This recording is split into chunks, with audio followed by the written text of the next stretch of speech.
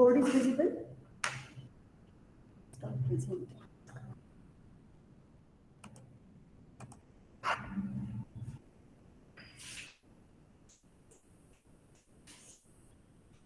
Suppose this is class A. Class A has four variables: public A,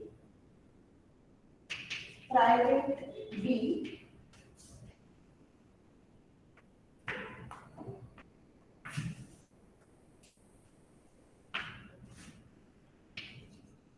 public integer A, private integer small b, integer C, protected, and just integer D. I have not specified any data type here. This is class A. Just tell me if I have class B, which is a child of class A, and it is in the same package.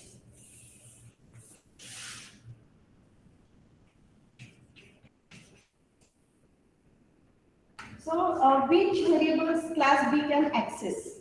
Which variables class B can access? If I have class B extends A, out of these four variables, which variables are available in class B?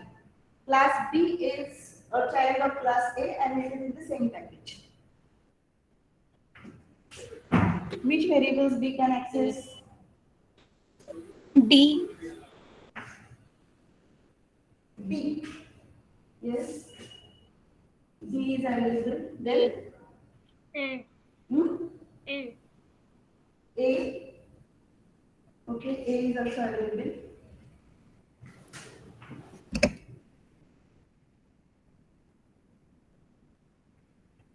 What about protected? C will be available. Yes, ma'am. Is available. And what about B? Not available. B will be not available. B is a private variable. It will be not available in class B. Okay.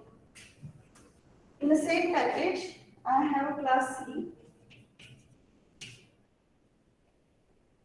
which is not a member of class A, which is not a child of class A, but it is in the same package. I have class C.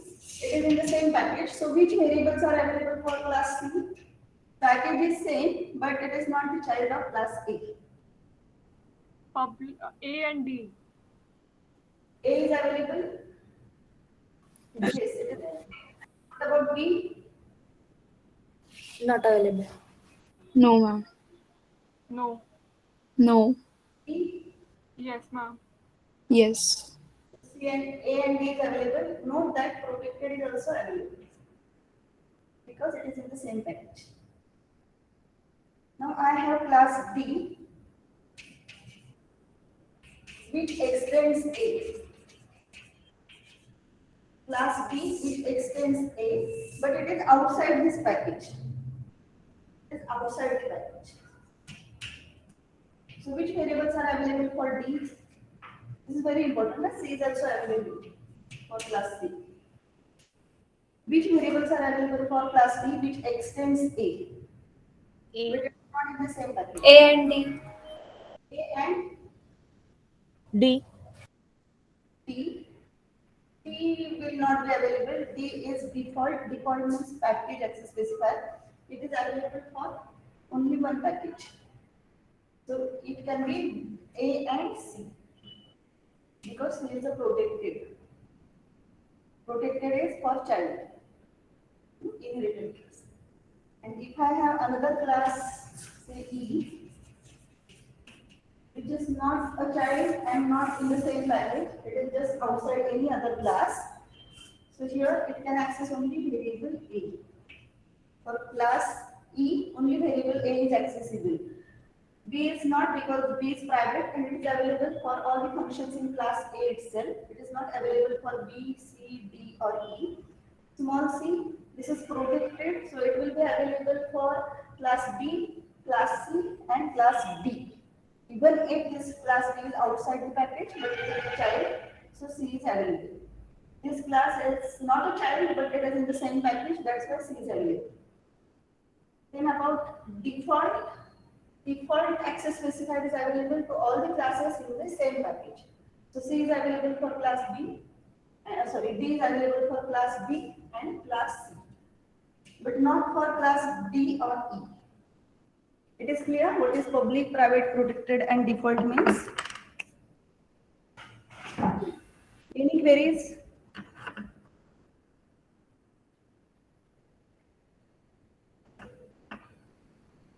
Excuse me, ma'am. Yes. Ma'am, will you please explain it again for class D and class E?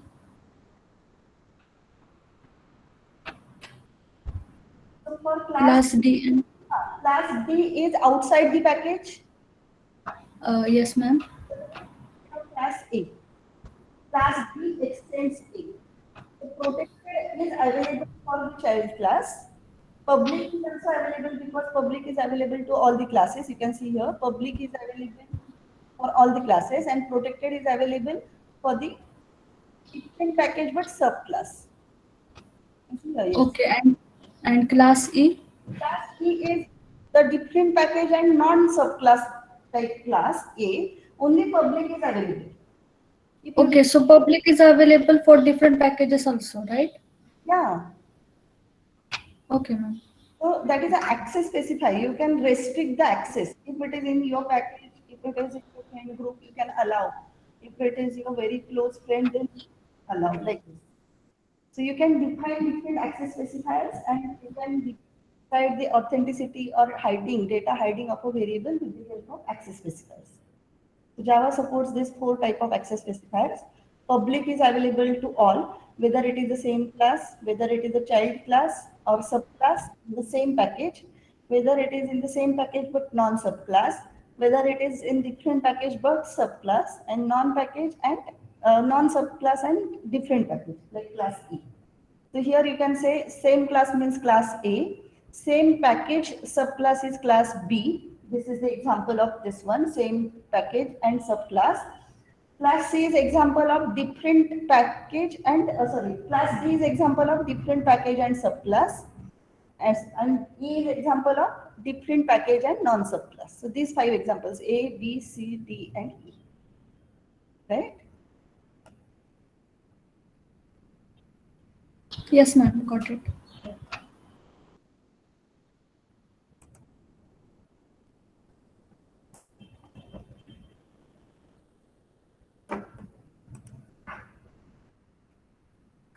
So you can create variables with a different access specifier and check whether you are able to access it. You can create packages and check whether you can access a variable which is defined as default from one package to another.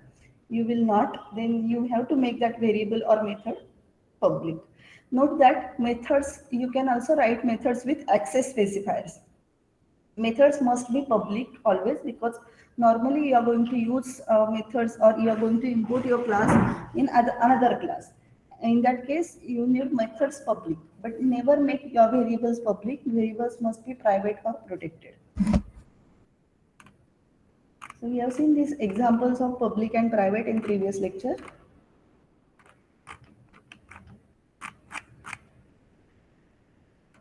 This is one more example. This is a class box, 3 variables, double width, height and depth, and 4 type of constructors. This is a copy constructor. You can construct an object with the object.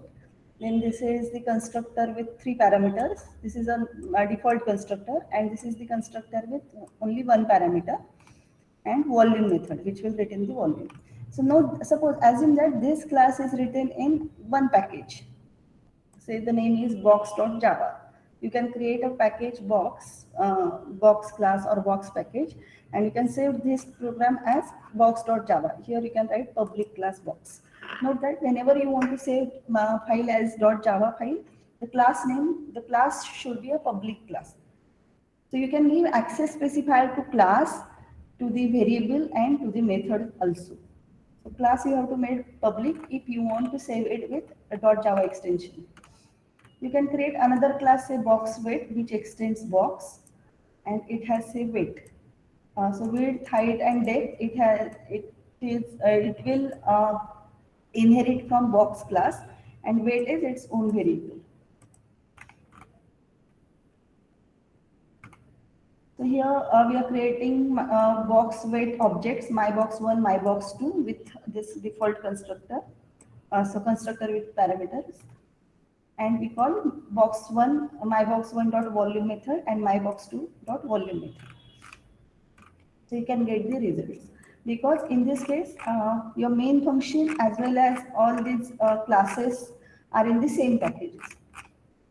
Because here we haven't specified any public or private, the access specifier is by default. So we can access these variables or functions from main. So box weight inherits all the characteristics of box and adds them in the weight component. It is not necessary for box weight to recreate all the features found in box. It can simply extend box to meet its own purpose. So here we have seen how to inherit a class from another class. In previous session, we have taken the example of person and employee. In person, we have defined two variables, age and name. And in employee, we added salary, basic salary and actual salary, and employee ID. So it had inherited name and age from person class. So no need to create those variables or functions which are defined in parent class. Another concept is method overriding. So let me open that person employee class.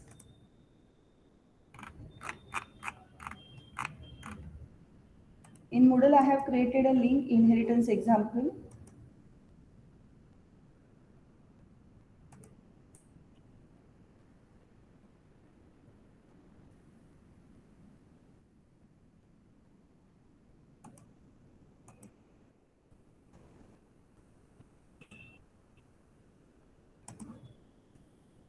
So this is our class person with variable age and name, constructor which will initialize name and age, and display function.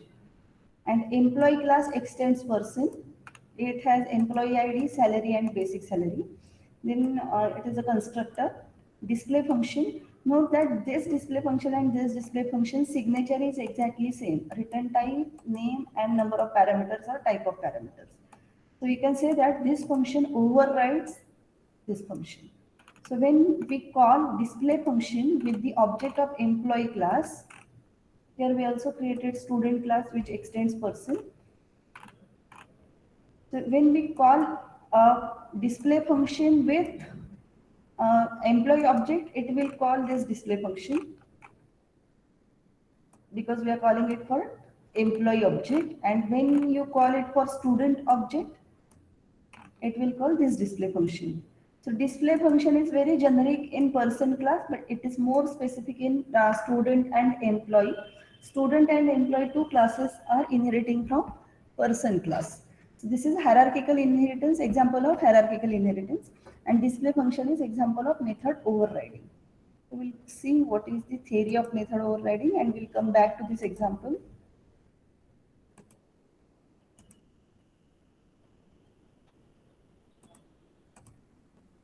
So method overriding in a class hierarchy, when a method in a subclass has same method and type signature as that of its in superclass, then you can say that the method in subclass is said to override the method of superclass. So we already have the method in superclass and it is available to the child of child class. But if the child class want a more specific version of that method, the child can recreate that method with its own specification.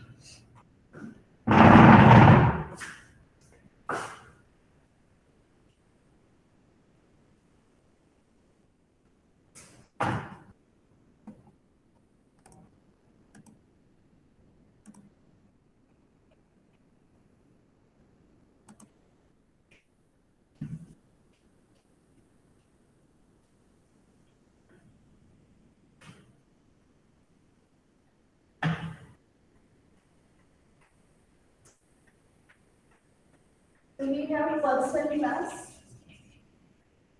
which inherits class employee and class student. Person has age and name and display method.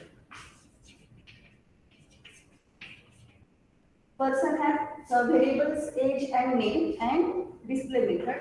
Employee has variables employee ID, salary and basic. And methods has display method, which is overridden method, and say calculate salary. And student has variables, say roll number, percentage. And method calculate grade and display. So this display method is overridden method. Display of employee is displaying pay slip. Display of student is displaying mark sheet of a student, and this is very general method. So when you provide a method with same name, same number of parameters, same return type, it is called method overridden. So if this method is not available, in this class or in this class, still object of employee class can call display method of parent class. So this display method is available for employee class object as well as student class object. And these two variables are also available here. But if you provide this method, then object of employee class will call this method instead of calling method of its parent class, because this method gets hidden by this method. And if you want to call parent class method also, then you have to use super dot display. So first it will call parent class method and then remaining method of display.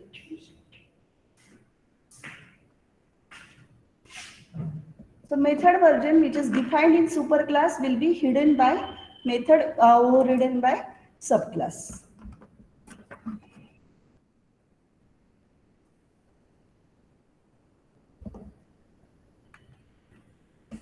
So here class A, we have seen this example also in previous lecture, integer I comma j.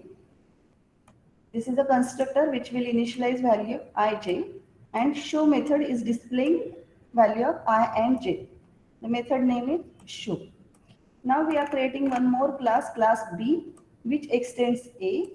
It has variable k. This is a constructor which will define or which will initialize superclass variables. So it is available in class B. We have I, j, and k. Memory is allocated for these three variables. Note that I and j are not defined here; they are defined in class A. But still, for every object of class B, three memory locations will be saved. One for I, j, and another is for k. I, j are considered as local variables of class B. Automatically, it will inherit these variables from class B. So we need to initialize these variables. So in the constructor, we need three parameters, A and B for ij and C is for k. So we call super constructor can be called with super keyword, and k will initialize with this small c. And this show method will display k. So when you create object of class B and call show method, which method will execute? K or ij? Which method it will execute? In main, this is a main function. We created object of class B and we call show method. So which method it will execute? Class A's show method or B show method? And what will be the output?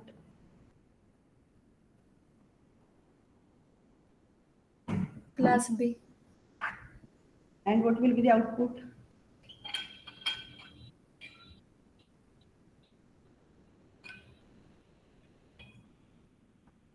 I is equal to 1, j is equal to 2, and k is equal to 3.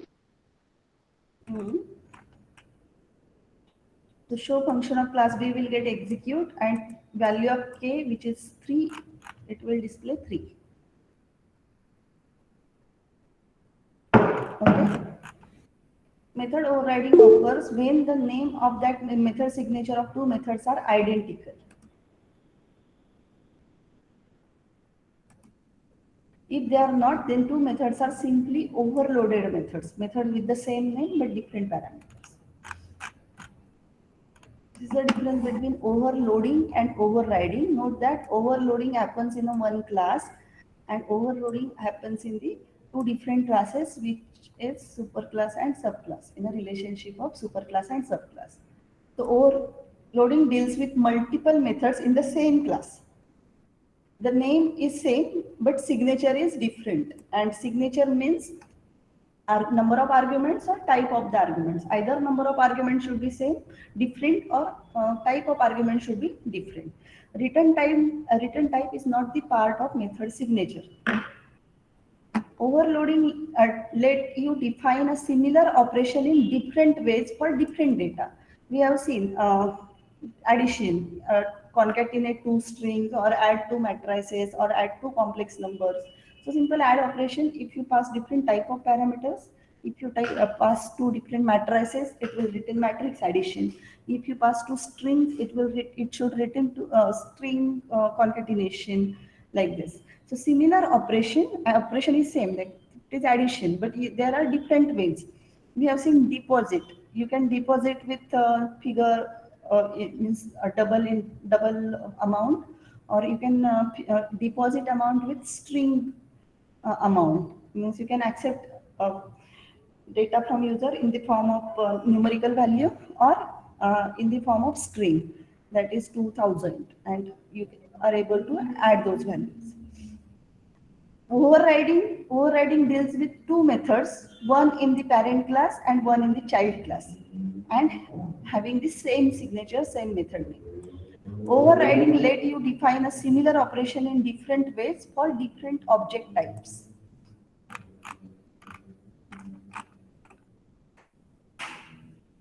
Before moving ahead, I want to give you more examples of method overriding.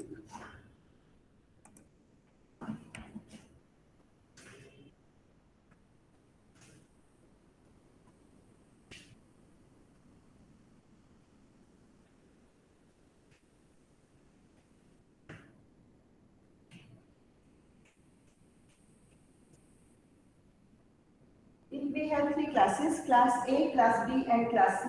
This is multi-level inheritance. Class B extends A, class C extends B. Suppose class A has a method set display. Can class object of class C able to call display method?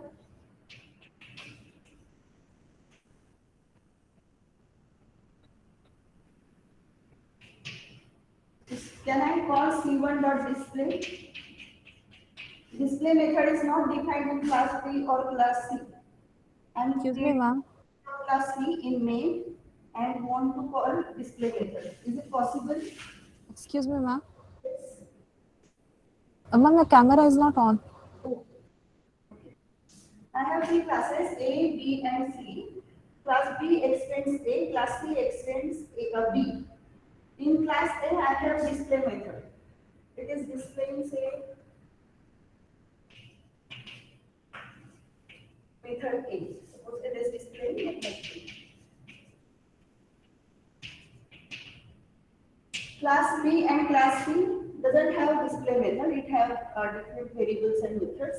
But in main, I'm creating object C1 of type class C is equal to new C, and C1.display. Will this work, and will it able to call class A's display method?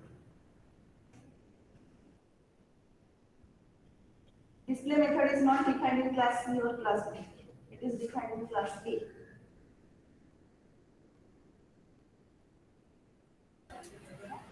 It will print method A. First, how compiler works? Compiler first search in class C whether display function is available, because it is look at this. How you are calling the method? It is like this method belongs to class C itself. C1.display. So compiler will first search class C. Display method is found? No. So before approaching for any error, it will say that can say that class C extends class B.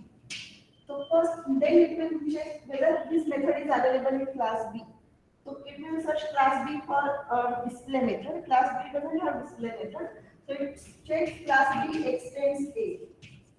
So then compiler will search in class A. Yes, display method is available, so it will print method A as an output. Now suppose class B also provided display method with same signature and it is printing same method B.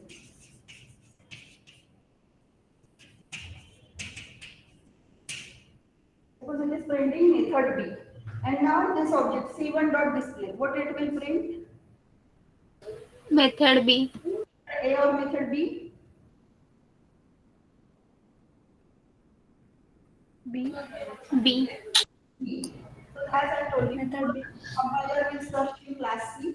It doesn't have display method, so it will search in class B. It founds display method, so it will print method B. So this display function had override. Override means hidden this method.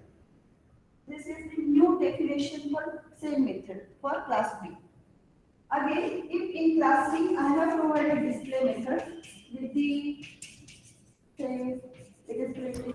Ma'am, I have a doubt. Ma'am, in the before situation in which B had display function, why can't it print both display of A class and display of B class also? Because that this method override display method of class A. It's still there.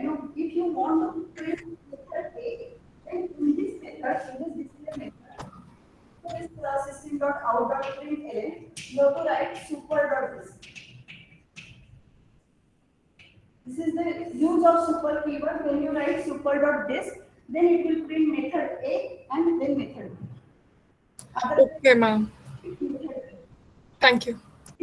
Function has hidden that function, overridden. Now, if you provide display function in class C also, class C display function, then it will just print method C.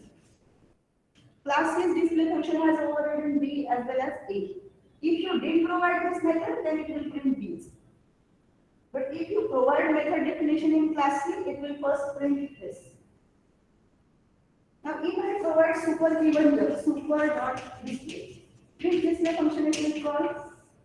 B or A display? It will even call B. It will call B display and this display will call A display.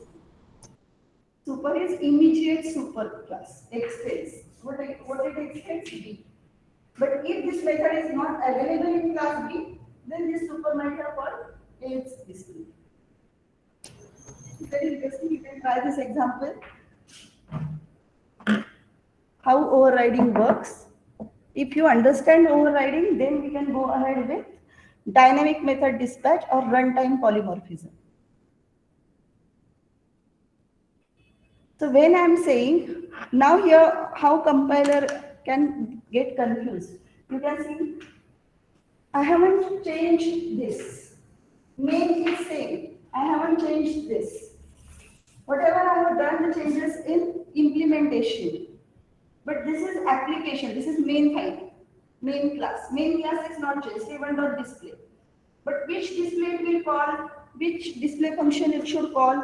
Class A's display, class B's display, or class C's display. Then it will get decided at compilation time or runtime. C1.display, this method is which display method? Display method of class A, class B, or class C. It is decided at runtime, not at compile time. That's why it is called runtime polymorphism or pure polymorphism.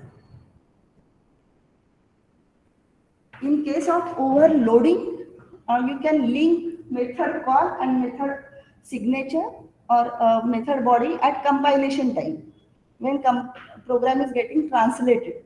But in this case, unless and until you start executing code, you won't understand whether a compiler cannot guess which display method it has to call, class A, class B, or class C.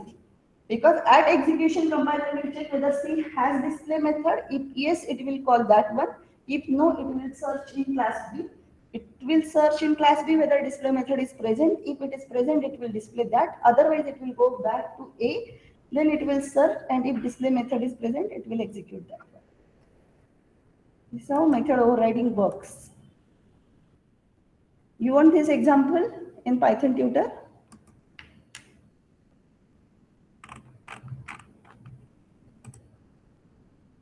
Okay, we'll check this one.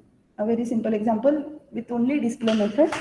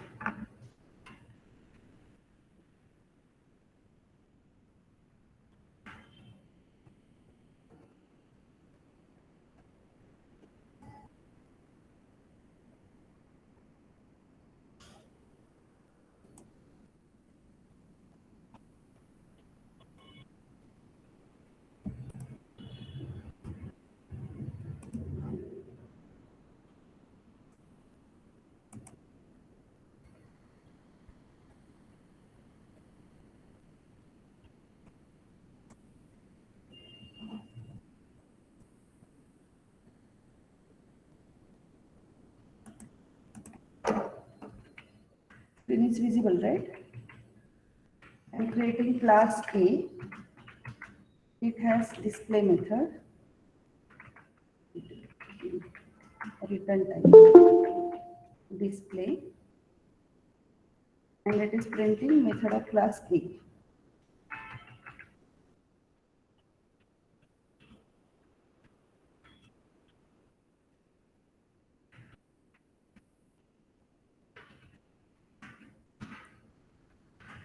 Now that class can have variables and different methods also.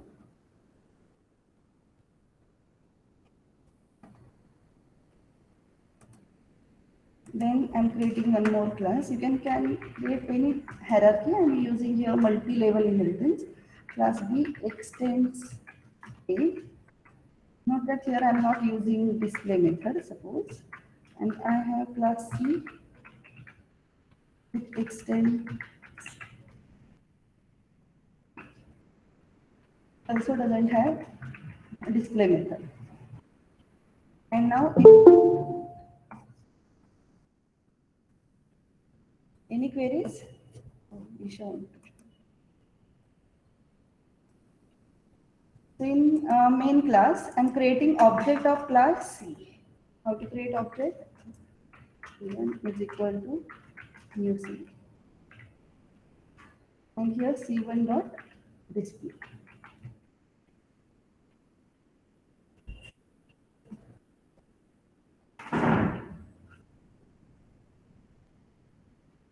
Here C1 dot display compiler, you can look here. Execution started from main. You are creating the object. Object gets created because nothing in a class to create, no variables, no methods. Note that class C extends class B, so control has moved to class B.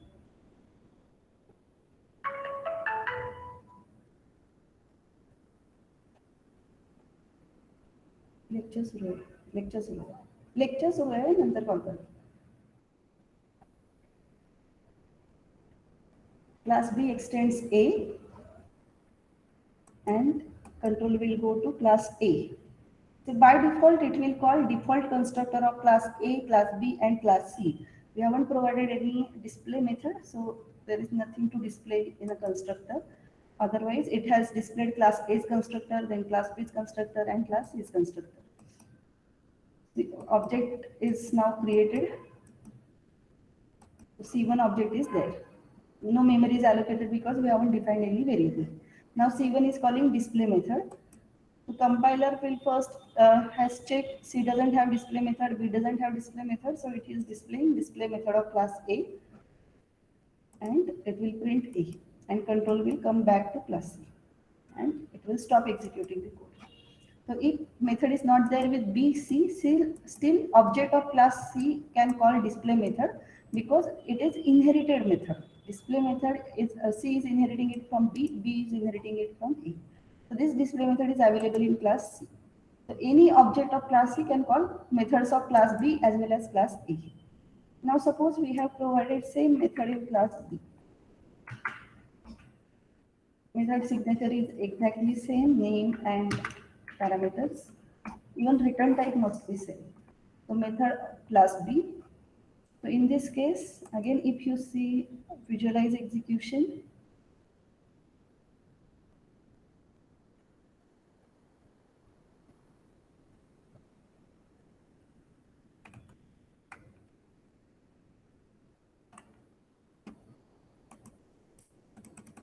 this object is getting created, object is there, C1. And now C1 dot display, you can see class B's display method. If you type this code in Eclipse, here it will show small arrow, means this method is overriding. This method is hiding the method which is present in class A. So it will just display this method of class B, method B, and it came out of the function. Execution is finished. If you provide this method in class C,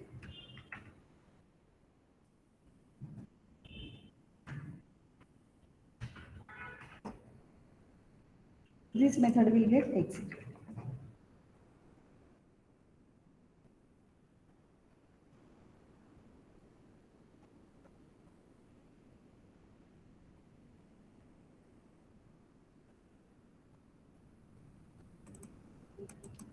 This object is created and now method of class C is getting executed, display method.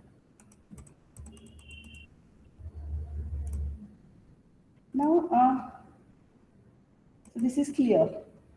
If display method is present in that class, this will get executed. If it is not there, C extends B. So compiler will search which display method to execute at runtime. So it is called runtime polymorphism.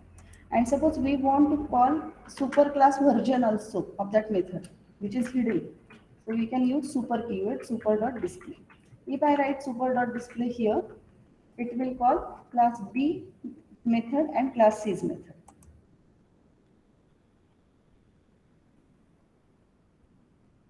I have written super.display in display function of class C. Note that super must be the first statement of display function.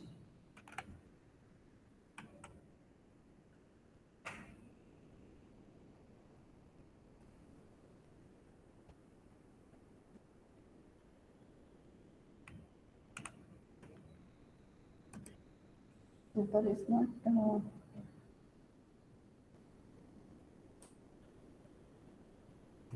server error, but you can try writing super in this display function and in this display function and check how your output will change.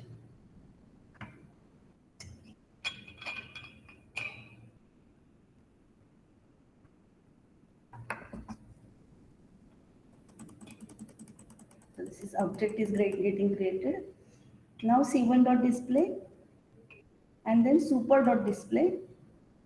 So super.display will call class B's display function, not class A. Class A is super se bhi upar wala class.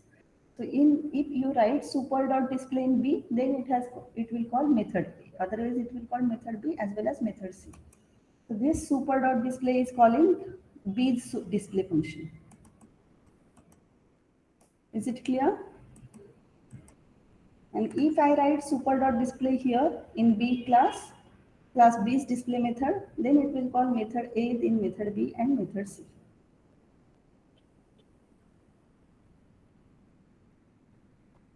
Okay.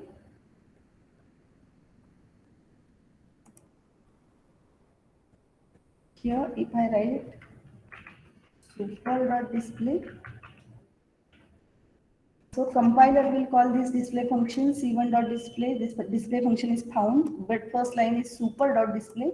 So it will call B's display method, and B's display method is calling super.display. So it will call A's display method. So first it will display method A, then method B and method C.